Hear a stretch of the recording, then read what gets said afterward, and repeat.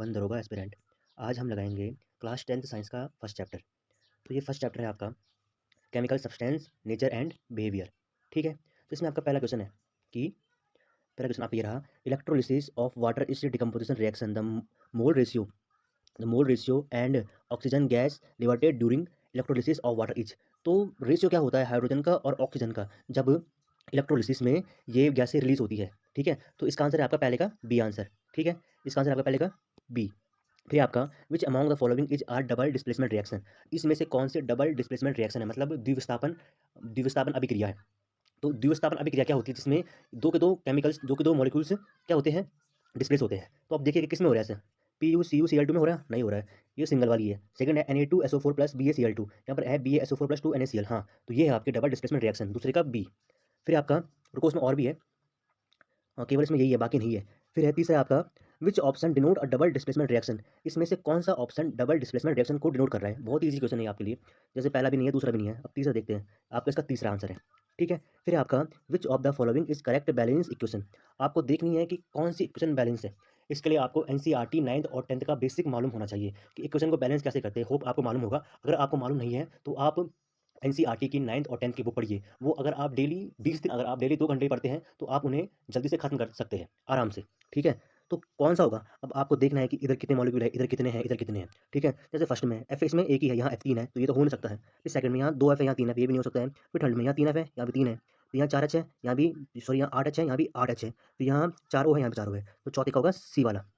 ठीक है, और फिर है आपका पांचवा question, a reaction in which single product is formed from two or more reactant is known as. अब आपको पता है कि ये पूछ रहा है कि एक रिएक्शन है जिसमें कि एक सिंगल उत्पाद बनता है, किससे, दो और दो से ज़्यादा रिएक्टेंट के मिलने से। तो क्या होगा, सिंगल उत्पाद बन रहा है दो के मिलने से, तो क्या बोल सकते हैं आप उसे, कॉम्बिनेशन। इजी क्वेश्चन है। ठीक है, फिर आपका इसका है आपका आंसर कौन सा, कॉम्बिनेशन। फिर आपका what is chemical formula for marble. Marble का केमिकल फार्मूला क्या होता है, क्या होता है, CaO क्या होता है, कैल्शियम ऑक्साइड। CaOH2 होता है कैल्शियम हाइड्रोक्साइड, ये आपने सब पढ़ा है 9th और 10th में। CaCl2 होता है कैल्शियम क्लोराइड, और CaCO3 होता है मार्बल का फॉर्मूला, जिसे हम CaCO3, जिसे हम क्या बोलते हैं, कैल्शियम कार्बोनेट।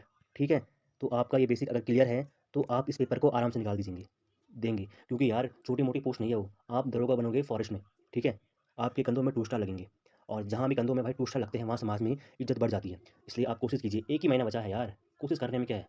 ठीक है, फिर आपका नया क्वेश्चन है सातवां वाला, what is the chemical formula for quicklime. क्या होता है केमिकल फार्मूला क्विकलाइम के लिए, सब पढ़ा है आपने। केमिकल फार्मूला होता है क्विकलाइम के लिए होता है CaO, कैल्शियम ऑक्साइड। ठीक है, CaO। फिर आपका आठवां question, what is observed when solution of potassium iodide is added to silver nitrate solution. ये भी आपने डेफिनेटली पढ़ा होगा 9th और 10th में, सॉरी 10th में पढ़ा होगा आपने। क्या होता है, ऑप्शन ए है no reaction take place, option B है white precipitate of silver iodide is formed, option C है yellow precipitate of AG, sorry silver iodide is formed. फिर है AgI का मतलब होता है silver iodide is soluble in water. तो इसका आंसर क्या होगा, तो जो ये आपका ये आठवां वाला है ना, इसका आंसर होगा आपका ये, कि जब भी आप ना पोटेशियम आयोडाइड को ऐड करते हैं सिल्वर नाइट्रेट के साथ, तो होता ये है, जो ये व्हाइट प्रिसिपिटेट होता है सिल्वर आयोडाइड का, ये बनता है। ठीक है, फिर है आपका next question, following reaction is an example of. अब आपको ये रिएक्शन देखनी है, जैसे कि ये रिएक्शन। ठीक है, क्या है ये, 4NH3G प्लस 5O2, ये है 4NO प्लस 6H2O।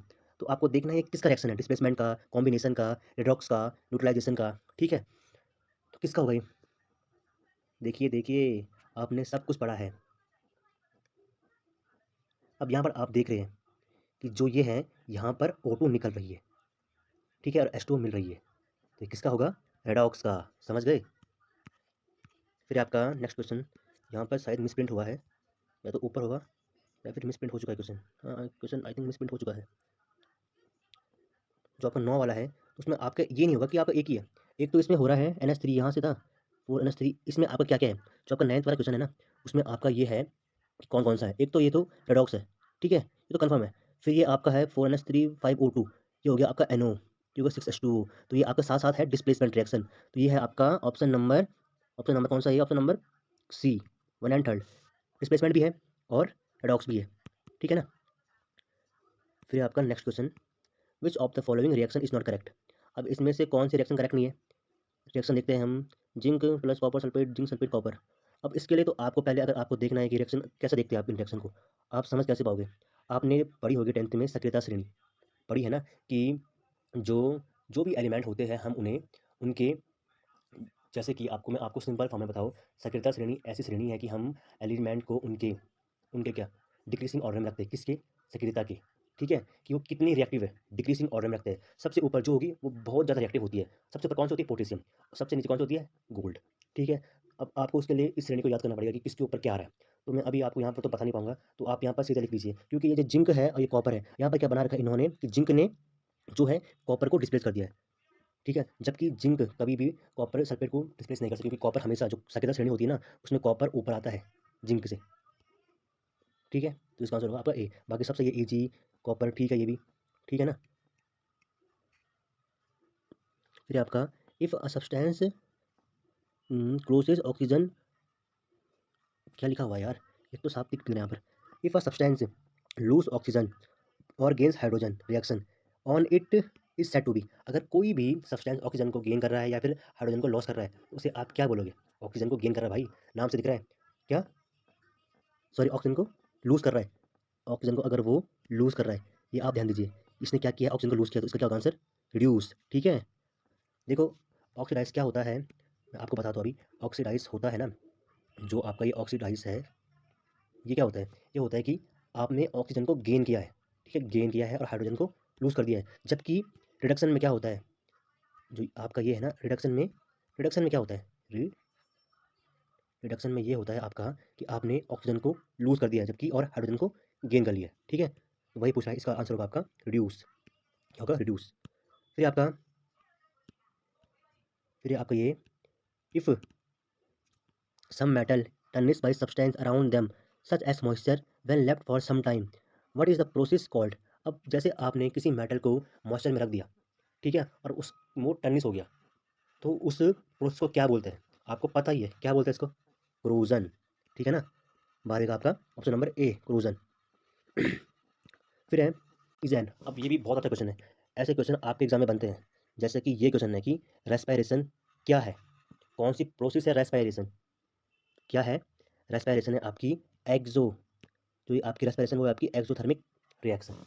अब आप पूछोगे कि एक्सोथर्मिक क्या होता है, एंडोथर्मिक क्या होता है, ठीक है? आप पूछोगे, फिर मैं आपको बताता हूँ कि क्या होता है एक्सोथर्मिक, क्या होता है एंडोथर्मिक रिएक्शन। जो एक्सोथर्मिक रिएक्शन होता है, ठीक है ना, जो एक्सोथर्मिक रिएक्शन होता है, कहाँ पर है क्वेश्चन? रुको, ये रहा। एक्सोथर्मिक में होता क्या है? इसमें जो होता है ना, इसमें हीट रिलीज होती है। किसमें होती है हीट रिलीज? एक्सोथर्मिक में। हमेशा ये बात याद रखना। और जो रेस्पायरेशन है, वो किसका एग्जाम्पल है? वो है आपका, इसका एग्जाम्पल एक्सोथर्मिक का। हमेशा ये बात याद रखना। और जो है एंडोथर्मिक, एंडोथर्मिक में क्या होता है? उसी का वाइस वर्सा, मतलब उसी का विपरीत। तो एंडोथर्मिक में होता है हीट एब्जॉर्ब्ड। क्या होती है एंडोथर्मिक में? Heat absorbed. ठीक है? ये होता है एंडोथर्मिक में। तो ये चीज़ें आपको याद रखनी कि एंडोथर्मिक के एग्जाम्पल क्या है। ये नहीं पूछेगा कि ये हो रहा है तो ये हो रहा है, ये सब जानते हैं, लेकिन वो पूछता है कि एग्जाम्पल क्या है इनके, एग्जाम्पल कि रेस्पायरेशन किसका एग्जाम्पल है? रेस्पायरेशन आपका है एक्सोथर्मिक का। ये आप बाई हार्ट याद कर लीजिए। ठीक है? ऐसे क्वेश्चन। अब फिर है आपका 14th question, keeping food in air tight container help to slow down. आप जैसे, ये तो आपके डेली प्रैक्टिकल से रिलेटेड चीज़ें हैं कि जब आप फूड को एयर टाइट कंटेनर में रखते हैं, तो इससे क्या कम होता है? हुँ? क्या काम होता है इससे? रिडक्शन, डिस्प्लेसमेंट, ऑक्सीडेशन या ऑल ऑफ द अबव। अगर आप सोच रहे हैं कि सबके सब लिख देते हैं डी वाला, तो आप यहाँ पर गलत है, क्योंकि इसका आंसर है आपका ऑक्सीडेशन। हम उसे फूड को एयर टाइट कंटेनर में इसलिए रखते हैं ताकि वह ऑक्सीडेशन से बच सके, नहीं तो वो खराब हो जाएगा। फिर आपका one a single reactant break down to give simple product the reactant known as. देखो, जब सिंगल रिएक्टेंट ब्रेक डाउन होता है सिंपल प्रोडक्ट में, तो उसे हम क्या बोलेंगे? एंडो, एक्सो, डिकम्पोज, ऑक्सीडेशन। उसे हम बोलते हैं डिकम्पोजिशन। समझ रहे हो? डिकम्पोजिशन बोलते हैं उसे हम। तो होप आपको ये सेशन अच्छा लगा होगा। मैं नेक्स्ट टाइम दूसरे चैप्टर की वीडियो लेके आऊँगा, ऐसे ही एमसीक्यू करेंगे हम, और हम बनेंगे इस टाइम 1 दरोगा। Okay, all the best everyone, thank you.